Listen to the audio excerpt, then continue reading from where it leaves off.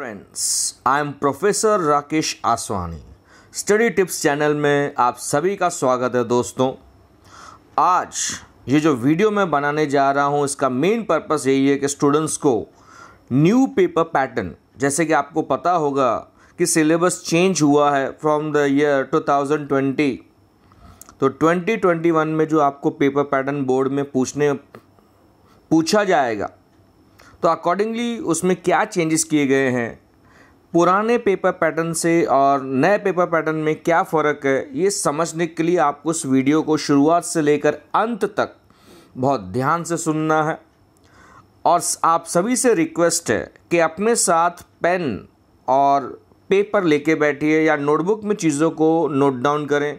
जो भी चीज़ें मैं आपको यहाँ पे बताने जा रहा हूँ, अगर आप उसको नोट डाउन करेंगे तो आपको बोर्ड एग्ज़ाम में मैक्सिमम स्कोर करने में आसानी होगी। तो चलिए स्टार्ट करते हैं 12th OCM का न्यू सिलेबस का पेपर पैटर्न। देखते हैं उसमें क्या क्या चीज़ें हैं। जैसे कि आप स्क्रीन पे देख रहे हो, ये जो पेपर है आपका OCM का 80 मार्क का होगा और इसके लिए आपको टाइम मिलेगा 180 मिनट्स, यानी 3 इयर्स का टाइम मिलेगा। 3 घंटे का आपको समय दिया जा रहा है। तो कितने क्वेश्चंस आने वाले हैं, कैसे आने वाले हैं, क्या अटेम्प्ट करना है, क्या नहीं करना है, तो ये आपका माइंड में क्लियर होना चाहिए।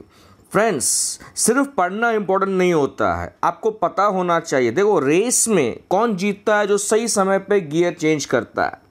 OCM एक ऐसा सब्जेक्ट है जहाँ पे आप जितना लिखो उतना कम है। तो कहाँ कम लिखना है, कहाँ ज़्यादा लिखना है, कैसे तैयारी करनी है, आज कई सारे टिप्स मैं आप सभी के साथ शेयर करने जा रहा हूँ। तो चलिए विदाउट वेस्टिंग टाइम हम स्टार्ट करते हैं। तो ये 80 मार्क का पेपर आपको कैसे आएगा? सबसे पहले क्वेश्चन नंबर 1 जो कि आप स्क्रीन पे देख रहे हैं, ये क्वेश्चन नंबर 1 अगर आप देखेंगे तो ये ऑब्जेक्टिव्स का क्वेश्चन है।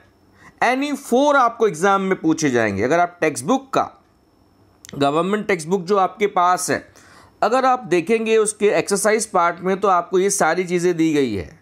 इनमें से कोई भी 4 आपको एग्ज़ाम में आ सकते हैं, आपको कोई ऑप्शन नहीं मिलेगा।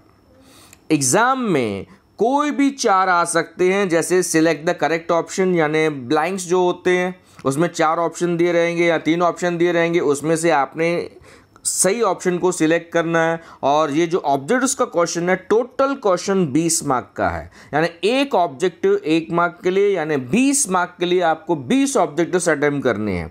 तो उसमें कुछ भी आपको एग्जाम में आ सकता है। जैसे मैंने ए पॉइंट आपको बताया कि सिलेक्ट द करेक्ट ऑप्शन हो सकता है, या फिर मैच द पेयर यानी मैच द फॉलोइंग हो सकता है, या फिर गिव 1 वर्ड फ्रेज और अ टर्म यानी आंसर इन 1 वर्ड जिसे हम कहते हैं वो आ सकता है, या सिंपल वर्ड्स में आपको खाली बताना है कि जो स्टेटमेंट आपको दिया गया है वो ट्रू है या फॉल्स है, या फिर आपको जो ब्रैकेट करके दिया गया है उस ऑप्शन को आपने करेक्ट करना है, या फिर आंसर इन 1 सेंटेंस। तो एग्जाम में कुछ भी आ सकता है। फ्रेंड्स, ये एक ऐसा क्वेश्चन है, इसमें हर बंदे ने आउट ऑफ स्कोर करना है और उसके लिए आपको जितने भी चैप्टर्स OCM में हैं वो पढ़ने पड़ेंगे। आपको 8 चैप्टर्स दिए गए हैं। अगर मैं 12th की बात करूं तो 8 के 8 चैप्टर्स आपने पढ़ने हैं। कई बार ऐसा देखा गया है कि कुछ लोगों को ऐसा बोला जाता है कि आप ये चैप्टर स्किप कर दो, वो चैप्टर स्किप कर दो। स्किप करेंगे ना तो आपके आउट ऑफ मार्क्स नहीं आएंगे ऑब्जेक्टिव वाले क्वेश्चन में। और दोस्तों, एक कहावत है, first impression is last impression. तो जितना हो सके आप सारे चैप्टर्स के ऑब्जेक्टिव सबसे पहले ख़त्म कीजिए पढ़ के बहुत अच्छे से, ताकि आपको इस क्वेश्चन में आउट ऑफ मार्क्स मिले, यानी 20 आउट ऑफ 20। तो चलिए अभी आगे देखते हैं बाकी के 60 मार्क्स के लिए क्या आएगा आपके सामने। ये देखिए आपके सामने स्क्रीन पे टोटल 8 क्वेश्चंस होते हैं। क्वेश्चन नंबर 1 20 मार्क के लिए जो कि ऑब्जेक्टिव्स हैं, और बाकी क्वेश्चंस को आपने समझना है। कितना लेंथ लिखना है, कितना टाइम देना है, तो ये आपने नोट डाउन करते जाना है नोटबुक में। आपको चीज़ों को समझना है, अकॉर्डिंगली आपने पेपर अटेम्प्ट करना है। तो क्वेश्चन नंबर 2 क्या दिया है? एक्सप्लेन द फॉलोइंग टर्म्स और कंसेप्ट्स।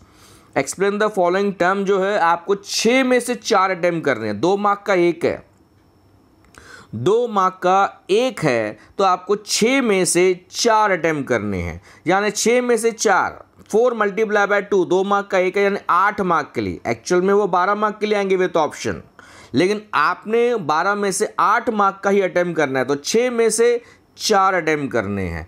इसकी लेंथ कितनी होगी हर एक टर्म की, ऐसा कोई लेंथ फिक्स नहीं है।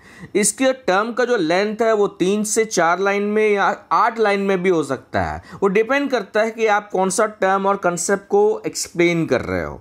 वो डिपेंड करता है कि आपको कितना कंटेंट मैटर आपको टेक्स्ट बुक में दिया गया है। तो इसका लेंथ कुछ भी हो सकता है।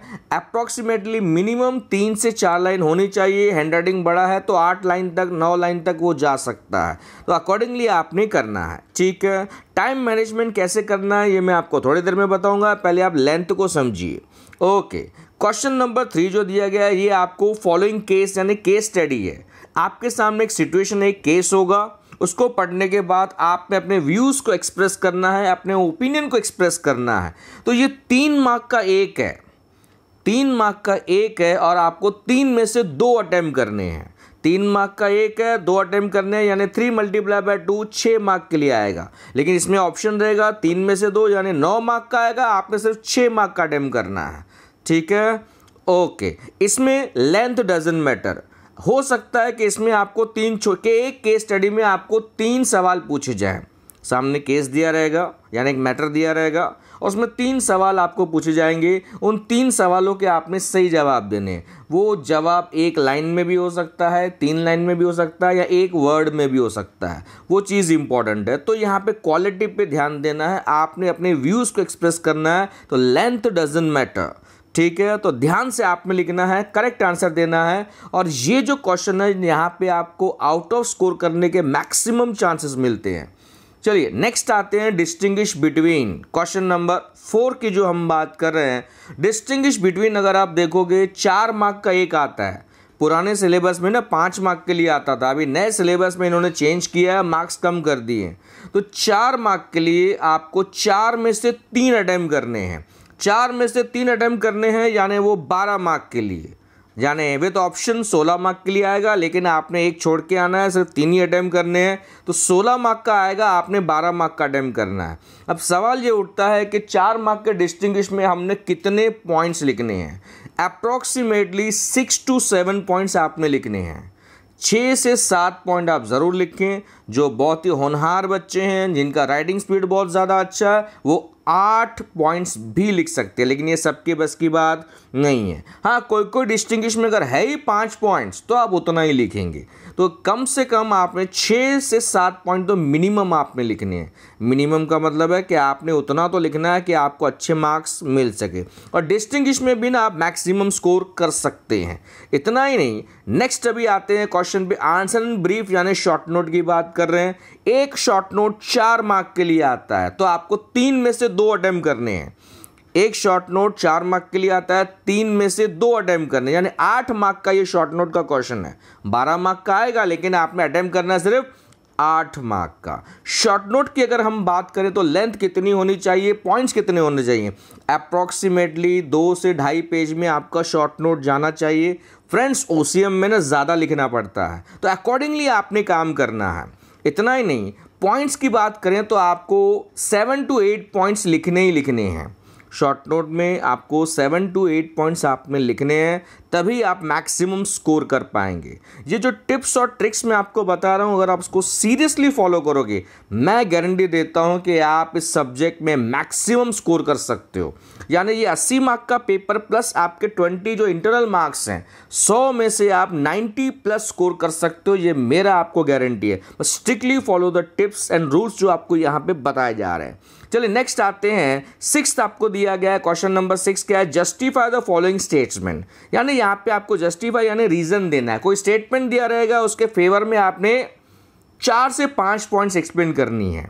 4 to 5 पॉइंट्स का एक पॉइंट 2 लाइन में भी जा सकता है, 4 लाइन में भी जा सकता है। तो अप्रॉक्सीमेट जो इसका लेंथ होगा ना, 1 पेज मान के चलिए।